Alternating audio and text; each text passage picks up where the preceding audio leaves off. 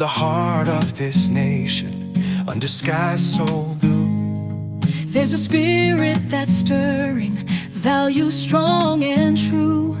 from the mountains to the prairies, from the cities to the sea, we stand for liberty, for faith and family. We're diving deep into the heart of what we believe. Okay, let's get right into it. The internet, it's this incredible, vast space, right? Connects us, informs us, entertains us, but it also throws up some pretty big challenges, especially around safety, and especially for kids. So today, we're diving deep into something new and honestly pretty controversial. It's a proposed law called the Shielding Children's Retinas from Egregious Exposure on the Net Act.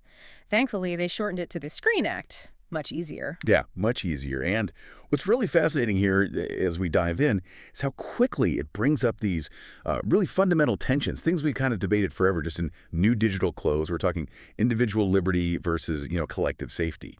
And this constant back and forth between tech solutions and good old parental responsibility, plus what even counts as adult content online. It's complex. So our sources lay out the bill, what it intends to do, and crucially, the big concerns people already have. I'll give you the full picture. Exactly. Our mission today, cut through the noise. Let's really examine what the Screen Act says, the specific rules it wants to put in place. And we need to understand all the different viewpoints, the potential impacts. It's huge. Yeah. By the end of this, you'll have a really solid grasp of what this bill actually involves, how it might work, and why it's kicking up such a storm. So let's unpack the Screen Act. All right, Section 1, where does this all start? What's the problem they're trying to fix? Well, the driving force, the real engine behind the Screen Act, it comes from this feeling I think pretty much everyone shares, right? Children should never stumble across adult content online. Period. That's the starting point. Seems simple enough, almost universally agreeable on the surface. Mm-hmm. We all want to protect kids. That's not really the debate. The internet's just, well, it's the Wild West sometimes. Uncurated, easy to access things you maybe shouldn't. Fulfilling that protective role online is tough. So how do we do it? How do we hit that goal we all agree on without trampling on other important things like, free speech for adults or privacy? And that is precisely where it gets tricky. The Screen Act itself, it doesn't pretend this is the first try. It actually points to past laws that failed, basically saying, look, what we did before didn't work, so we need this new approach. Right. They specifically call out filtering software, don't they? The stuff schools and libraries use or parents buy. They do, and they're quite blunt about its perceived failures. The source material quotes some pretty stark claims from the bill's supporters. Things like filters do not work on 1 in 10 pornography sites accessed intentionally. Okay, maybe not great, but then and 1 in 3 pornography sites that are accessed unintentionally. 1 in 3 unintentionally. Wow, that feels like a big gap. It's a significant number, is accurate. It suggests that the current safety nets, well, they have some pretty big holes. From the bill's point of view, it means what we've been doing isn't cutting it, not robust enough for today's internet. So the implication is clear. We need something fundamentally different, something stronger. And that's the interesting pivot, isn't it? This feeling that the current tech, the filters, they failed. It's like they said, okay, trying to block the content is a losing game. Let's try something else. So what is that something else? What's the big idea? It's a shift in focus, a really crucial one. We're moving away from trying to, identify and block bad websites or bad content, which, as you said, it's whack-a-mole. New sites pop up, content changes, filters get bypassed. The Screen Act pivots. It goes from content restriction to user verification. User verification, okay. Yeah. It's less about policing the content itself and more about policing access to the content, who gets to see it. Right. So the core idea, the central mandate of the Screen Act, is pretty straightforward in concept. It would basically require online platforms, the ones with adult content, to demand ID. Check your age before you can view stuff. It's not about blocking the content for everyone. It's about making sure the person looking is actually an adult. So it completely reframes it from, is this content okay, to, is this viewer okay? Exactly. And to legally justify doing something that big, something that definitely bumps up against privacy and maybe speech rights. The bill uses very specific legal language. It asserts that Congress has a compelling government interest to protect the physical and psychological well-being of minors. Compelling government interest. That phrase always jumps out. Sounds serious. It is serious. Yeah. It's a high legal bar. Usually the government just needs a legitimate reason for a law. But when you're potentially affecting fundamental rights like speech or privacy, the reason has to be compelling. like top-tier importance. Protecting kids usually qualifies. Yeah. But, and this is a big but, even with a compelling interest, the courts usually say the solution has to be narrowly tailored, meaning it has to be the least restrictive way to achieve that goal. That sounds like a tough standard to meet. It is. And it sets the stage for the legal challenges we'll talk about later. And we heard from the bill's sponsor, right? Representative Mary Miller. Yes, Republican from Illinois. Yeah. She put it very plainly on X, formerly Twitter. She said, children should never have access to adult content online. This is something everyone should agree on. Yet many sites refuse to enforce strong age verification. It's time to pass the Screen Act and protect our most innocent. So the intent is crystal clear. Protect kids, enforce age checks. It's framed as, like, a moral necessity. And that framing, everyone should agree, is key to building support. It suggests this isn't political, it's just common sense. Then the bill tries to head off a major objection right away. Privacy.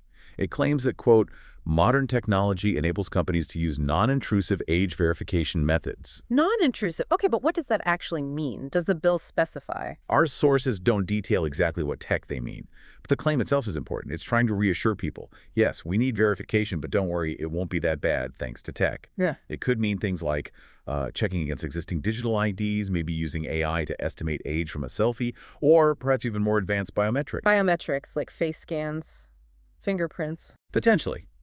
Things like matching a live face to a government ID photo, that kind of thing. But using that constantly across many sites, well, it raises huge questions. User experience, data security, the sheer amount of sensitive data being handled. So calling it non-intrusive is maybe optimistic. It's definitely part of their sales pitch for the bill, trying to calm fears. Yeah, the argument seems to be, we need this badly, and tech makes it possible without being too creepy. But that's exactly where the big fights start, right? How does it actually work? What are the real-world effects? Okay, let's get into those nuts and bolts. Section 2. How would this actually operate? If this passes, who gets hit? Who has to do this age verification? The bill is pretty specific on the target. It's aimed at commercial interactive computer services that host or distribute material deemed harmful to minors. So think major platforms, websites, maybe even some apps, commercial ones. And specifically those dealing in content already defined legally as problematic for kids. Obscenity, child pornography are the examples given. Okay, so not every website, just commercial ones with that specific kind of material. That's the stated scope. And those platforms would have to implement, quote, technology verification measures to check a user's age. And this isn't just ticking a box saying I'm 18. The phrase technology verification strongly suggests something more robust. Like actually proving it somehow. Yes. Maybe uploading an ID using a third-party verification service, perhaps those biometric methods we mentioned.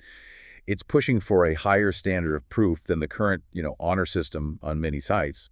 It's moving towards authenticated identity, which, you can imagine, means big changes for businesses, costs, technical hurdles. And it's not just the user's age, is it? There's something about IP addresses, too. Right. This is another really significant layer. Beyond checking the user's age, platforms would also need to verify IP addresses. And here's the kicker. This includes checking IPs coming from VPNs, virtual private networks. Wow. VPNs. People use this specifically for privacy or to get around location blocks. Exactly. The only exception mentioned is if the user can somehow prove they're actually outside the U.S. while using the VPN. This whole IT VPN check, it's a clear shot at stopping people from easily bypassing the age gates. Trying to close the loopholes. Precisely. VPNs are a common way to mask location and identity online. This provision basically says, nope, if you're trying to access this content from within the U.S., we need to verify you, even if you're hiding behind a VPN. It signals a really comprehensive enforcement effort within U.S. borders. But the implications, I mean, for VPN users, for privacy in general, that seems huge. Oh, it's massive. Think about it.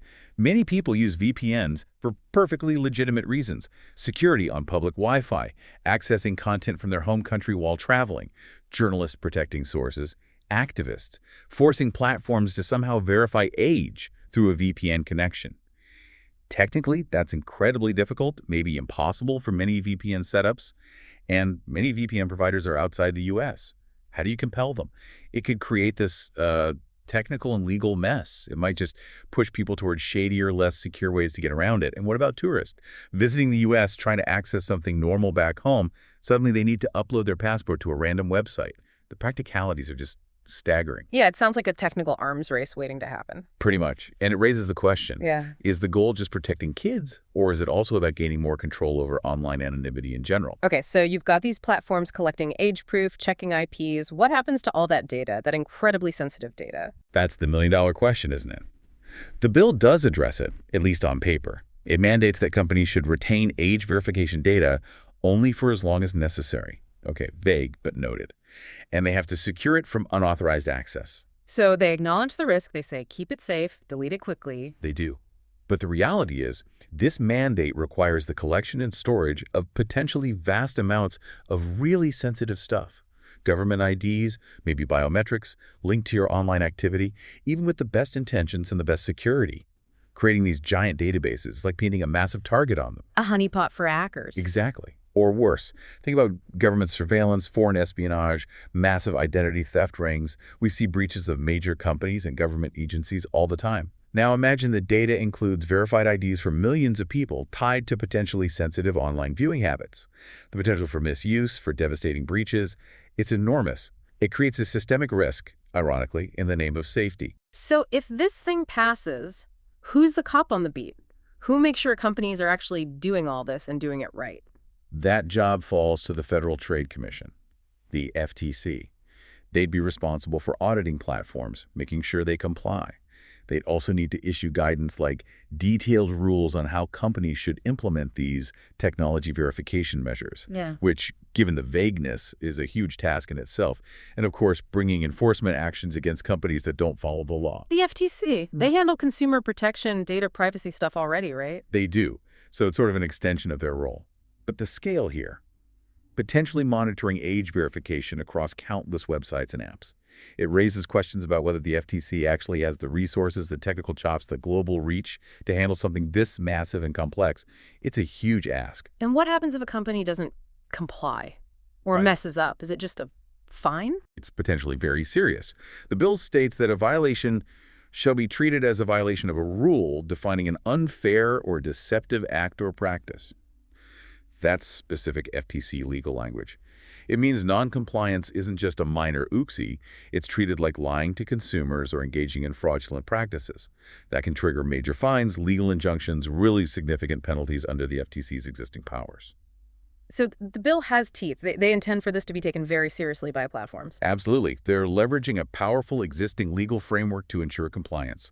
It raises the stakes dramatically for any company falling under the Act's scope. Okay, so that's the plan. Verify users, check IPs, FTC enforces, big penalties. But... And it's a big but. The concerns are immediate and profound, aren't they? Section 3. The issues. While pretty much everyone nods along with Protect Kids, the moment you look at how the Screen Act tries to do it, red flags go up everywhere. Our source material points this out right away, the first big hit.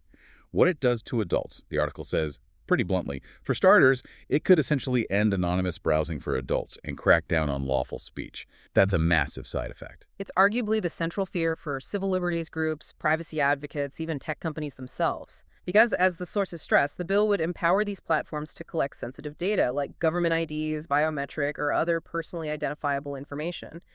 And even if they promise safeguards, forcing companies to gather and hold this kind of data on potentially everyone who wants to access wide swaths of the internet, the source says it would inevitably lead to invasive data collection. So forget surfing privately. If this passes, any site covered by the Act knows exactly who you are. Potentially, yes. Think about all the reasons adults browse anonymously. Researching sensitive health issues, exploring political ideas, whistleblowing, even just exploring hobbies you don't want linked to your main identity. This could turn all of that into an identified, logged activity. It fundamentally changes the nature of using the internet for adults. It edges us towards a model where you're tracked by default. And that creates that weird paradox we touched on, right? Trying to protect, but creating new dangers. Exactly. The source notes this irony. The bill would create more risks of surveillance and hacking, leaving Americans vulnerable. You gather all this verified ID data, you centralize it, or distribute it across many platforms, you've created the perfect target. We mentioned hackers, but think state surveillance too, or using that data for commercial tracking in ways we can't even imagine yet. It's a huge concentration of power derived from highly personal data. Which brings us to the Constitution. This feels like it would run into legal problems, doesn't it? Almost certainly. The source highlights this immediately. Prior bills have faced opposition from those arguing that such legislation violates the First Amendment. This isn't new ground. We've seen similar ideas challenged before, precisely on free speech grounds. The internet is fundamentally a platform for speech. And there's a specific Supreme Court case that keeps coming up, Ashcroft v. ACLU. Yes, that's the big one from 2004. It's a landmark precedent. In Ashcroft, the Supreme Court essentially ruled that the government cannot block adults from accessing legal content protected by the First Amendment just because they're also trying to protect children. The goal of protecting kids doesn't give the government a free pass to broadly restrict what adults can see or say online. So if the Screen Act makes it harder or riskier or less private for adults to access lawful stuff, that ruling comes into play. Directly. The legal standard set by Ashcroft is high. While protecting children is a compelling interest, the method used has to be the least restrictive means possible. Critics will argue that mandatory universal age verification for vast parts of the internet is not the least restrictive means. They'll say it heavily burdens adult access to legal speech and creates massive privacy risks. So the Screen Act would face a very tough uphill battle in court trying to prove it meets that strict constitutional standard. It needs to be incredibly carefully designed or narrowly tailored to survive. Okay, so we have privacy risks, surveillance risks, First Amendment problems. What other major criticisms are there? Well, there's a more philosophical one, but it's powerful. It's about who's actually responsible here. Right. The article brings this up strongly. It basically says, in the end, it is the job of parents to protect their children from inappropriate content, not the government's. Exactly. This shifts the focus entirely. It puts the onus squarely on parents, on the family unit. It argues that managing what kids see online is fundamentally a parenting task, not a legislative one. And the argument goes that parents already have ways to do this, right? Yes, the source points that out too. It says, there are plenty of programs that can allow people to monitor their children's browsing habits while blocking sites they don't want their kids to see. Things built into phones and computers, filtering software they can install themselves, monitoring apps. The suggestion is the tools exist. The issue isn't a lack of technology for parents. Maybe it's a lack of using it effectively or consistently. It's a call for active digital parenting, basically. And the article frames it very strongly using that phrase nanny state. It says, instead of relying on a nanny state, people must take responsibility for the content their children are consuming. This turns it into a debate about the role of government versus individual and family autonomy. How much should the state intervene in how families manage their kids' digital lives? It's a deep question. It really resonates with that tweet you mentioned earlier, the blunt one. Yeah, the public commentary reflects this sentiment strongly, if sometimes crudely. That tweet saying, it's called being a responsible parent, and calling the bill mass censorship. While harsh, it captures a real vein of thought. The idea that government mandates are an overreach when parental tools and responsibilities should be the first line of defense. For many, this is the core objection. Okay, so we've got the bill's mechanics, the privacy and constitutional alarms, the parental responsibility argument. Let's try to connect the dots a bit broader now. Section 4. All right. This whole debate, it exists on a spectrum, doesn't it? The Screen Act is one proposed solution, age verification. But there are other ideas floating around. We saw that tweet suggesting something far more drastic. Hear me out. How about instead of forcing age verification, we just ban porn instead? Right, and that really shows the range of thinking. You've got one end, focused purely on parental tools, education, individual responsibility, minimal government role. Middle ground, where Screen Act sits, government mandates technology like age verification for platforms. Other end, government bans certain content outright, direct censorship. And each one has totally different implications for freedom, privacy, how the internet even works. Absolutely. A full ban, for instance, is a whole different level of government control over speech, far beyond age verification. It highlights that there's no easy answer here, no single solution everyone loves. Every option involves trade-offs between competing values, safety, freedom, privacy, anonymity. So when you strip it all away, what's the fundamental conflict here? What's the core tension driving this whole debate around the Screen Act? It really boils down to that classic dilemma, amplified by technology. How do we balance the very real, very understandable desire to protect children from harm with equally important principles like free speech for adults, the right to privacy, the ability to access information anonymously? It's a tightrope walk. Lean too far one way, kids are exposed. Lean too far the other, you stifle freedom and create a surveillance state. Precisely. It's an incredibly complex policy challenge. There are no simple yes or no answers. You have to weigh legal precedents, technological realities and limitations, different philosophies about government's role, and basic human rights. The SCREAM Act is just the latest attempt to grapple with this in the digital age. It forces us to confront these difficult choices head-on. Choices about who's responsible and how much control we're willing to accept. Exactly. It's a conversation that's not going away anytime soon.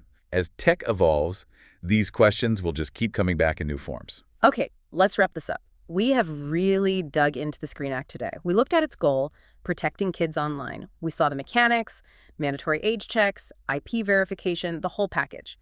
And we spent a lot of time on the serious criticisms, the massive privacy implications, the potential for surveillance, and those big First Amendment hurdles based on past court rulings. It is definitely not a straightforward proposal. Lots of moving parts, lots of potential pitfalls. Yeah, this deep dive really underscores how incredibly complicated regulating the internet is, especially when you get into areas that touch fundamental rights and deeply held values. It forces us, as a society, to ask really tough questions. Who is ultimately responsible for online safety? Platforms, government, parents, individuals. And critically, how much control, how much surveillance, how much restriction on adult freedom are we willing to accept to achieve that safety? Bills like the SCREAM Act aren't just technical regulations. They shape the future of our digital public square, affecting everyone's experience online. So as you listening, think about the SCREAM Act or other ideas like it, maybe mull this over. In this world where so much of our lives is online, where every click can be tracked, where do you draw the line? Where does necessary protection end and dangerous overreach begin? It's something we all need to consider.